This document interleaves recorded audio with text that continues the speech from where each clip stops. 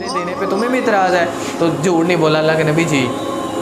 تو آپ صلی اللہ علیہ وسلم نے نا بڑی زبردست بات کی.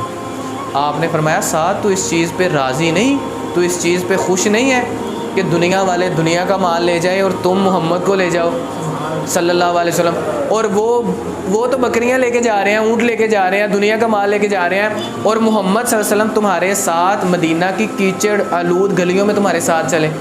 اس چیز پہ نہیں تمہیں فخر ہے؟ تو مانوس کرنے کے لیے آپ صلی اللہ علیہ وسلم نے دیا. تو اللہ تعالیٰ نے بھی کیا کیا؟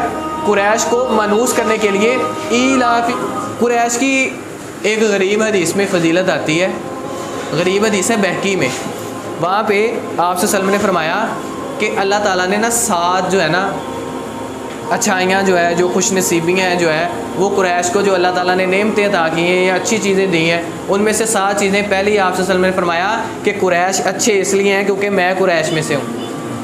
دوسرے نمبر پہ آپ صلی اللہ علیہ وسلم نے فرمایا کہ قریش کی خوش قسمتی یہ ہے کہ نبوت قریش میں سے ہے. تیسرے نمبر پہ آپ صلی اللہ علیہ وسلم نے فرمایا کہ اللہ تعالیٰ نے ان کو مہمان بنایا ہوا اپنے گھر کا.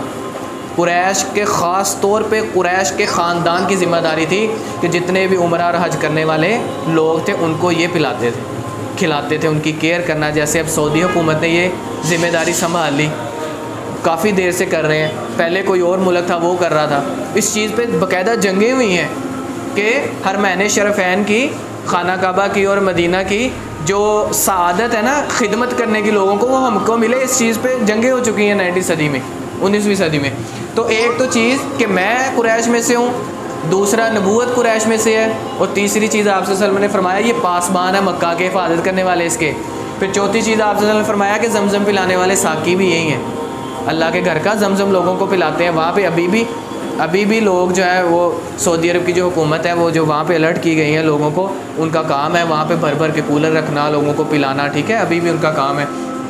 پھر آپ صلی اللہ علیہ وسلم نے فرمایا کہ اللہ تعالیٰ نے ان کو ہاتھی والوں کو برباد کیا. ان کے ہاتھ اللہ تعالیٰ نے ان کو فتح دی جب ابرہہ مکہ لے کے آیا تھا. یہ سورہ فیل کا تعلق ہے، اور سورہ فیل کا تعلق اس سورت سے جڑا ہوا ہے.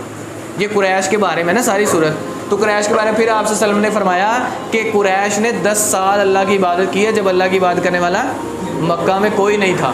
تو یہ 7 چیزیں قریش کے بارے میں بہقی میں حدیث ہے آپ صلی اللہ علیہ وسلم نے فرمائی. اب یہاں پہ آپ صلی اللہ علیہ وسلم بڑی عزت بڑی معتبر ہو گئے قریش والے. بھئی اللہ کا گھر ہے. آپ صلی اللہ علیہ وسلم کے آنے سے پہلے بھی خانہ کعبہ تھا اور لوگ خانہ کعبہ کو جانتے تھے، مانتے تھے، بڑی عزت کرتے تھے. اب یہ لوگ تجارت کے لیے شام جاتے، اور بھی 2-3 ملک تھے وہاں پہ دور دور جاتے. جب دور دور یہ لوگ جاتے نا تو پہلے دوروں میں ایسا ہوتا تھا کہ ڈاکو لٹیرے ہوتے تھے، وہ قافلہ کوئی خالی جان نہیں سی دیندے. جون سا قافلہ ہاتھ لگنا لوٹ لینا، جون سا قافلہ. ساری دنیا وہاں پہ رہنے والے جتنے بھی عرب سارے پریشان تھے ڈاکوؤں سے، لوگ ڈرتے سفر کرنے کے لیے نکلتے نہیں تھے. تو قریش کی موجیں اللہ نے لگائی ہوئی. کیا مطلب؟ جہاں پہ بھی جانا کون اسی قریش ہیں جی. اچھا وہ خانہ کعبہ دے متولی تسی جا سکتے، تانوں نہیں سے لٹنا. ڈاکو بھی احترام کرتا تھا کہ قریشیاں نو کچھ نہیں کہنا کیونکہ خانہ کعبہ دے متولی ہے. خانہ کعبہ کی بڑی عزت و اہمیت سمجھتے تھے، لیکن شرک تو کرتے تھے بتوں کے ساتھ. خانہ کعبہ میں 360 بت رکھے ہوئے تھے، لیکن خانہ کعبہ کی عزت بہت کرتے تھے، تعظیم بہت کرتے تھے. تو سورہ فیل ہم نے جب کل پڑھنی ہے نا اس میں تفصیل سے یہ ساری چیزیں پڑھ لینی. تو اللہ تعالیٰ نے فرمایا گرمی اور سردی میں دور کے سفر کرنے والے، یعنی جھاڑے سردی کو کہتے ہیں، گرمی میں سفر سے مانوس کرنے کے لیے یہ بھی اللہ تعالیٰ نے ان کو اتنا کچھ دیا. کیا کچھ نہیں دیا؟ وہ حدیث سے بھی ہم نے پڑھ لیا جو قریش کو اللہ نے دیا، اور یہاں پہ بھی اللہ تعالیٰ نے فرما دیا کہ ان کو گرمی اور جھاڑے سے اس کا شکریہ بھی ہے اس میں. ٹھیک ہے، اس کے بعد اللہ تعالیٰ نے فرمایا اتنا کچھ قریشی تم کو دے دیا، پھر کلمہ کیوں نہیں پڑھتے؟ تو تم نے اپنے نبی کو اپنے خاندان میں سے پا لیا ہے. موزے بھی سارے ابو جہل، عتبہ، شیبہ، ولید، یہ سارے خاندان کے تھے آپ صلی اللہ علیہ وسلم کے چچا. تو سارا کچھ واضح، چاند ٹوٹتا دیکھ لیا، اور کیا پیچھے رہ گیا تھا؟ لیکن پھر اللہ تعالیٰ فرما رہے فَلْيَعْبُدُوا، پس تم عبادت کرو بہذا البیت، اس گھر کے رب کی عبادت کرو. تم سمجھتے ہو اس گھر کے رب جو ہیں یہ کتنے زیادہ بت ہیں 360؟ نہیں، بلکہ ایک اللہ ہے. پھر اللہ تعالیٰ نے فرمایا فَلْيَعْبُدُوا رَبَّ هَذَا الْبَيْتِ، کس کے گھر کی عبادت کرو؟ اس کا گھر کے رب کی عبادت کرو. وہ رب کون ہے؟ وہ اللہ تعالیٰ. قرآن میں ظاہر ہے قرآن اللہ کا ہے تو اس میں رب بھی اللہ ہی ہوگا نا. فَلْيَعْبُدُوا، پس انہیں چاہیے کہ اسی کی گھر کی عبادت کریں.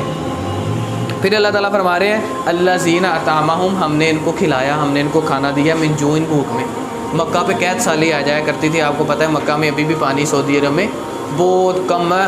تو جب پہلے دور, اب تو چلو فلٹرائزیشن کر رہے ہیں نا, سمندر سے پانی نکال فلٹر کر استعمال کری جا رہے ہیں. تو پہلے دور میں وہ حدیثوں میں آتا ہے کہ ایک بی بی کہنے لگی اللہ کے نبی, آپ نے فرمایا پانی کتوں لے آئی بی بی؟